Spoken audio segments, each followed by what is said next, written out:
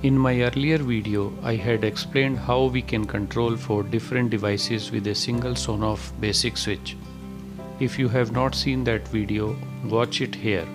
Link is also provided in the description below. In that video, we had learned to configure our Sonoff Basic to control 4 different devices, and I had told you that if you can solder a few more wires to the Sonoff board, then you can also control more than 4 devices with the same Sonoff Basic Switch. So in today's video, I'll demonstrate how to control 8 devices with the same Sonoff Basic Switch. So let's get started.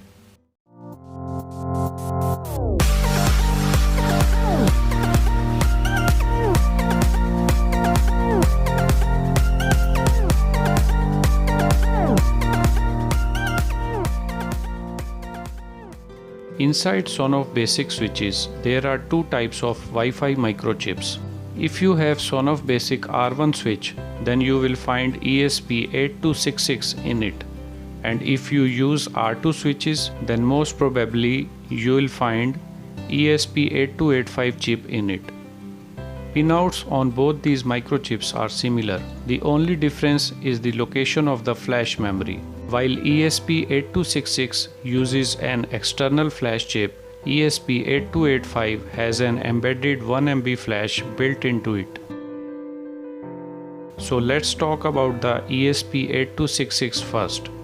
This microchip comes with 16 GPIOs as shown here. Some of the GPIOs are used to perform its internal system functions, like GPIOs 6 to 11 are used for reading and writing user data into an external flash chip, while GPIOs 0, 2 and 15 are used during boot process. Hence they need to be in a particular state to perform the boot up processes, but even though we can use these boot up pins with some precautions.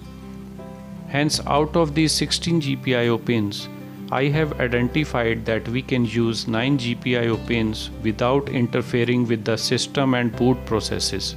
So as per my observation, we can use the GPIO pins marked with blue asterisks for this project.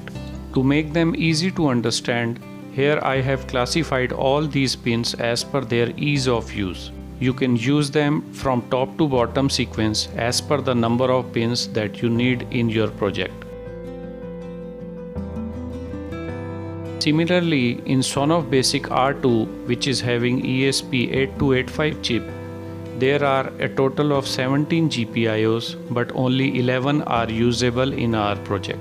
Here we will avoid using GPIO 15 as we are using low-level trigger relays, and this pin needs to be at low level during boot up. Hence in that case it will automatically turn on the relay at every boot process, and we don't want that. Let's now move on to the hardware part. Today we will connect 8 relays to our Sonoff Basic using this 8-channel low-level trigger relay module with optocouplers. Here is the location markings of the required GPIO pins on both the boards. You can pause the video and take a screenshot of it to easily identify and connect the wires to all these pins. So now I have connected all the wires as shown. I have also soldered 2 wires to the unpopulated GPIO pins 4 and 5. So I am going to connect a total of 8 relays. You can connect as per your requirement. You can also use some of the pins to connect some buttons, switches or a DHT sensor for getting live temperature and humidity data. Do watch my previous video if you need help connecting buttons or sensors. Let's now connect all these wires to our relay module.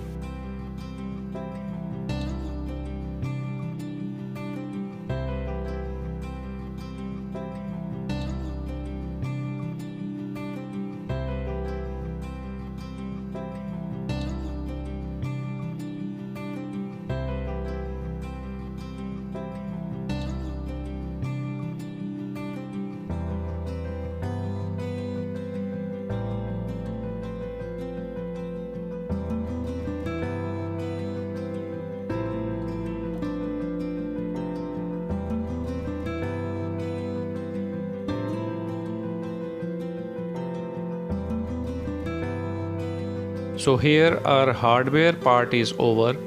Let's now move on to the software or configuration part. So now we have turned on the Sonoff switch and opened its Tasmota main page. To configure our module, click Configuration and Configure Module. In the module type, select Generic 18 at the bottom of the list.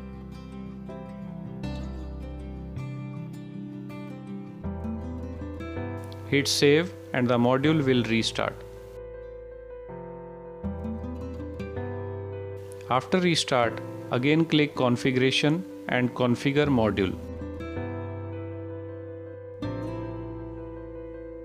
Set the pins as shown.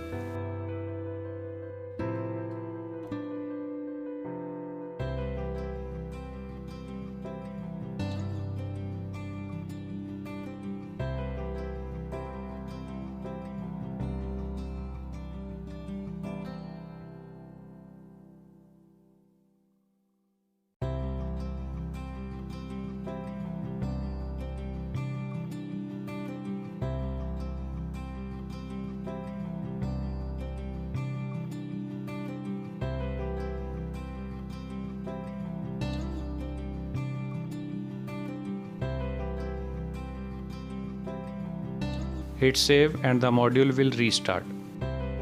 Upon restart, you will now see 8 buttons to control their 8 corresponding relays.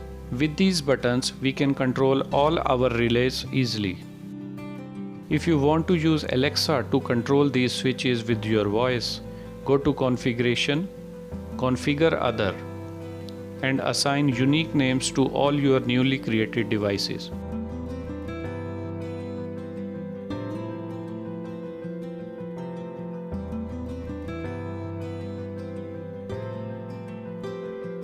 Then select Hue Bridge in the emulation field and hit save.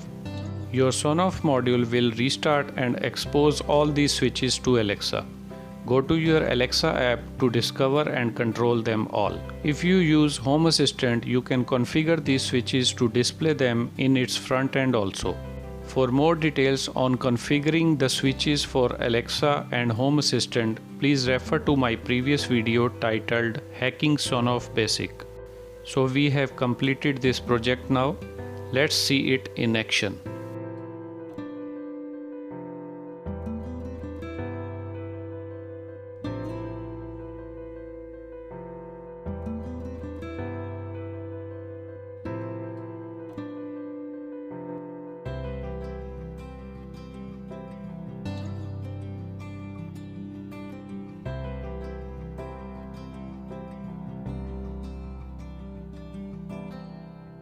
So guys, hope you have got the idea and can customize your Sonoff Basic as per your need.